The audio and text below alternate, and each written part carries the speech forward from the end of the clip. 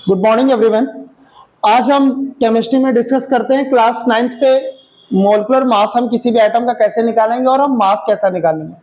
जैसे कि हम आपको पहले के वीडियो में एक्सप्लेन कर चुके हैं कि हम how we find molecular mass, कि हम मोलिकुलर मास कैसे निकालते हैं। एक बार जरा सा हम फिर से उसे डिस्कस करते हैं।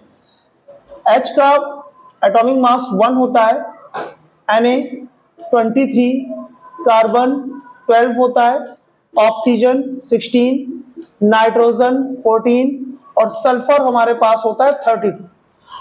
अब हम छोटी सी बात करते हैं। जैसे एग्जाम पे हमारे पास एक छोटा सा क्वेश्चन आता है H2SO4, हमको H2SO4 का मॉलिक्यूलर मास बताना है। कंफर्म है? H2SO4 का क्या बोलना है मॉलिक्यूलर मास। तो एट फर्स्ट हम चेक करेंगे कि हाइड्रोजन कितने टाइम आ रहा है, 2 into H।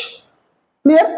Next sulphur 1 time है, तो सल्फर प्लस ऑक्सीजन आया 4 into O, तो 2 into H का कितना हो गया 1 प्लस सल्फर कितना है 32 एंड 4 into 60, 2 1 जा 2 प्लस 32, 16 4 जा 64। ओवरऑल हमारे पास आ गया 98 और इनकी यूनिट हमारे पास होती है AMU। यानी अगर कोई आपसे बोलता है कि H2SO4 का मॉलिक्यूलर मास कैसा है, मॉलिक्यूलर मास का मींस H2SO4 का क्या हो गया 98 AMU। यानी वी कैन से दैट हमारे पास 1 मोल H2SO4 जो होगा उसकी वैल्यू हमारे पास कितनी होनी चाहिए 98 ग्राम।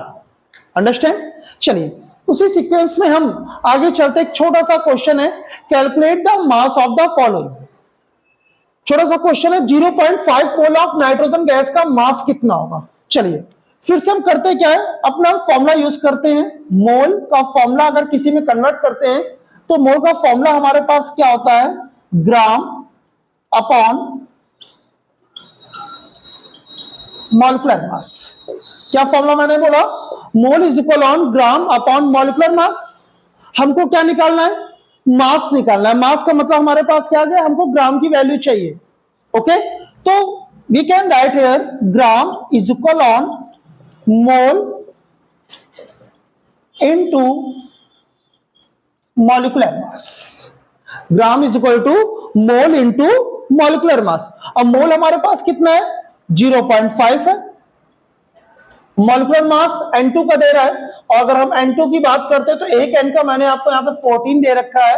अगर हम बात करें तो 2 into N, it means 2 into 14 बराबर 28। Confirm? So we can write here 28 और आप इसका तुरंत यहाँ पे क्या करेंगे, 28 में 5 का मल्टीप्लाई करा देंगे 0.5 का, जो भी आपका रिजल्ट होगा आपका रिजल्ट आ जाएगा 40। कंफर्म है? क्लियर? अब हम उसी सीक्वेंस में सेकंड न्यूमेरिकल की बात करते हैं। सेकंड न्यूमेरिकल पर भी क्या बोल रहा है, 0.5 मोल ऑफ एन एटम। तो फिर से सुनिए,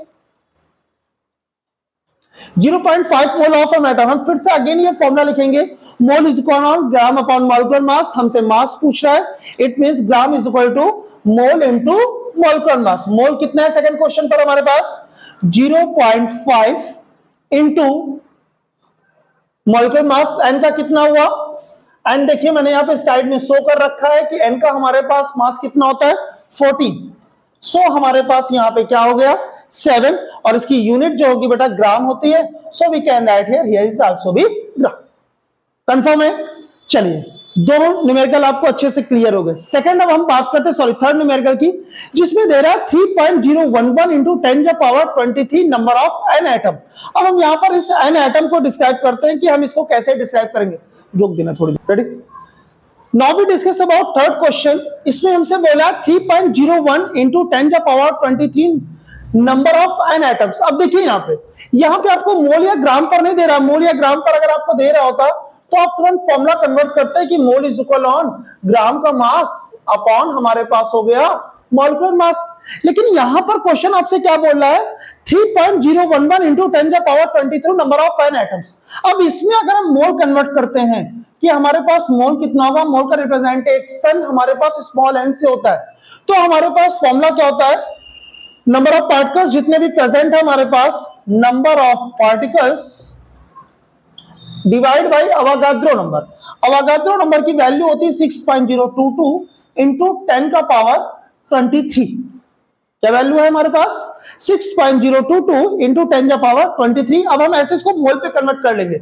नंबर ऑफ पार्टिकल्स हमारे पास कितने हैं 3.011 इंटू 10 का पावर 23 और अपॉन अवोगाद्रो नंबर 6.022 इंटू 10 का पावर 23। तो हमारे पास 10 की पावर 23 से 10 का पावर 23 कैंसिल हो जाएगा, तो हमारे पास नंबर क्या आ जाएगा 3.011 अपॉन 6.022। जैसे ही आप इसको डिवाइड करेंगे तो हमारे पास आ जाएगा 0.5। यानी हमारे पास इस क्वेश्चन पे मोल कितना हो गया 0.5। अब ये क्वेश्चन कन्वर्ट हो गया कि 0.5 मोल है हमारे पास और 0.5 मोल को आपको करना क्या है मास निकालना है। फिर से हम वही फॉर्मूला लिखते हैं, मोल इज इक्वल ऑन ग्राम का मास अपॉन मॉलिक्यूलर मास। हमको ग्राम का वेट चाहिए तो gram is equal on mole into molecular mass. Mole हमारे पास कितना है बेटा, कितने रिप्रेजेंटेशन हुए हमारे पास 0.5। So we can write here 0.5 into molecular mass. N atom है, एन एटम का मॉलिक्यूलर मास कितना है हमारे पास 40। सो मल्टीप्लाई और 14 5 70 होता है, एक डिजिट बाद पॉइंट आ जाएगा और इसका आंसर हो गया हमारे पास 7 gram. Confirm. Same as it is हमारे पास क्वेश्चन चलेगा डी एटम पर। यहां पर आपसे क्या दे रहा है 6.022 इंटू 10 का power 23 number of N2 molecules. अब यहां पर आप क्या करेंगे, नंबर ऑफ ये दे रहा है यानी हमको मोल का फिर से हम फॉर्मूला डेवलप करेंगे, number of particles upon Avogadro number. यहां पे नंबर ऑफ पार्टिकल्स कितना है सुनिएगा डी पार्ट पे, अगर हम मोल कैलकुलेशन मारते हैं नंबर ऑफ पार्टिकल्स कितना है मेरे पास 6.022 इंटू 10 का पावर 23। और बेटा हमारे पास अवोगाद्रो नंबर की वैल्यू भी कितनी होती है 6.022 इंटू 10 का पावर 23। ये और ये कैंसिल हो गया यानी मोल हमारे पास क्या हो गया 1। अब फिर से हम फॉर्मूला अप्लाई करेंगे, ग्राम इज इक्वल ऑन क्या फॉर्मूला होता है मोल इंटू मोलिक्यूलर मास। मोल कितना है 1 और N2 यानी 14 है हमारे पास, N का एटॉमिक मास है तो मोलिक्यूलर मास ऑफ N2 कितना हो गया 28, 14 का जस्ट डबल तो N इंटू 28 बराबर 28 ग्राम आ जाएगा इनका रिजल्ट। कंफर्म।